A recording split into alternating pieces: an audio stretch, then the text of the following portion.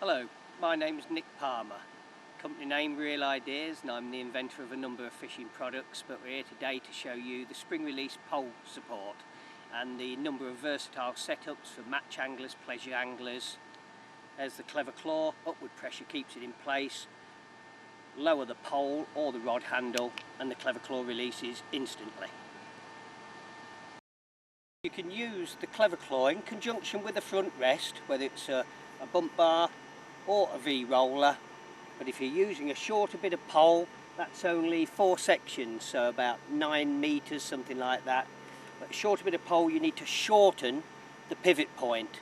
I had the claw further back just now for longer pole or off the back leg, but short piece of pole, shorten the pivot point to keep the upward pressure so the claw will stay engaged. With the Clever Claw, on a rest like this, you don't need to keep disengaging the claw until you hit the bite. So you can lift the pole up, you can have a look if your bait's still on, drop the pole back in again, or you can lift into a bite. Miss the bite, you drop back down onto the rest again. This time I'm going to lift into the bite, the elastic comes out, so I've hooked the fish there, lean down with my hand, disengage the claw and put the pole back.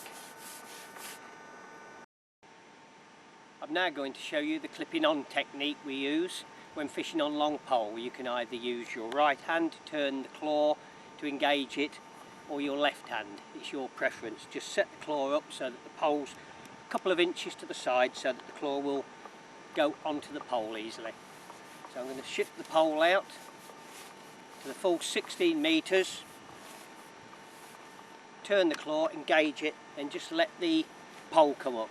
Now those teeth are firmly locked together until I want to release the claw. All I've got to do is lean down on the pole butt. There, and the claw's released.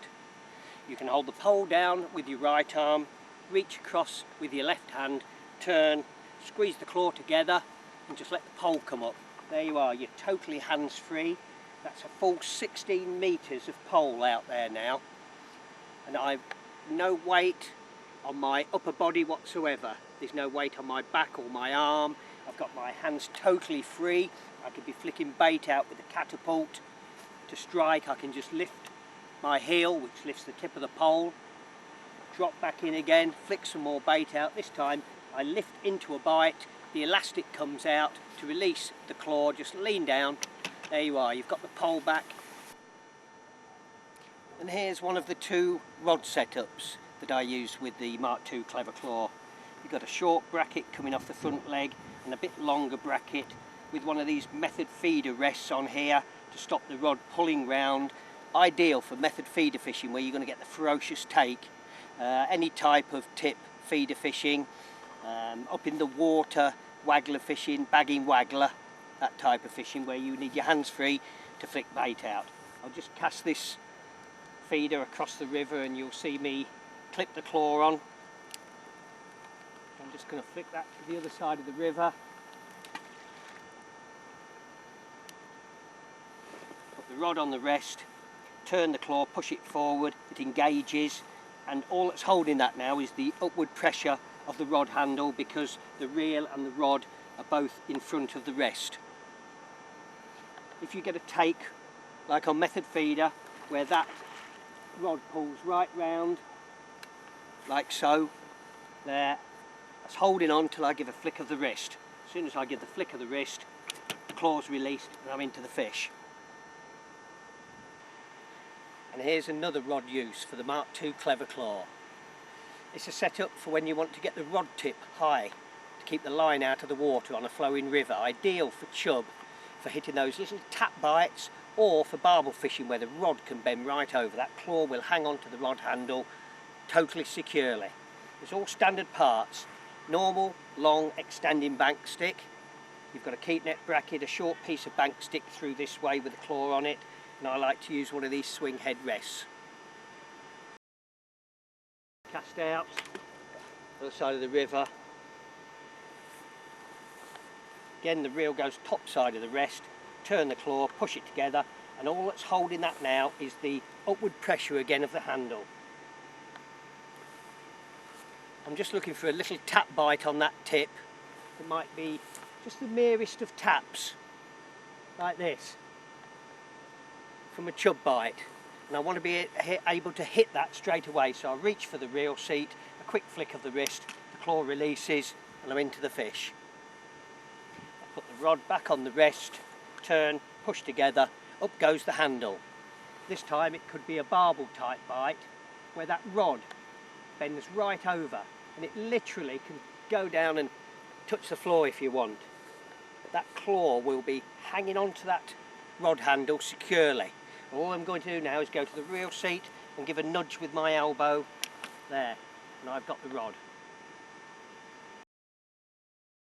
If you were going to move away from your rod at all, even if it was just a few yards to go and get some bait or your flask or whatever, just spin that wheel forward. That will hold the claw locked so that it can't release.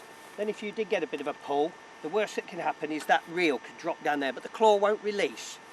As soon as you're back at your rod and in position, then spin the wheel fully to the stop, and that's now in its working position. The ideal thing about this setup as well, because the setup is just here on an extending bank stick, if the bank stick went in the floor further, you could either raise or lower to the right position. There, that's about the right position for me. Lock the bank stick off, and there you are, just in the right position. Quick flick of the wrist, claw releases. On my equipment here, you will see that I've got the ProLogic connectors. These are the new spec, genuine ProLogic, with small indentations so you get a perfect fit. There are a lot of poor copies about that haven't got the fit or the finish of these. I have everything on them. There, rest head. I have landing net so that I can unhook the fish. In my landing net head, I can unclip it, offer it into my keep net easily, or I could just put it on some scales and quickly weigh the fish so that I know what weight of fish I've caught. Put it back on, pull the collar back, click, and it's got it. That's totally secure now on your landing net handle. You can have it on keep nets, all your accessories that would normally screw together.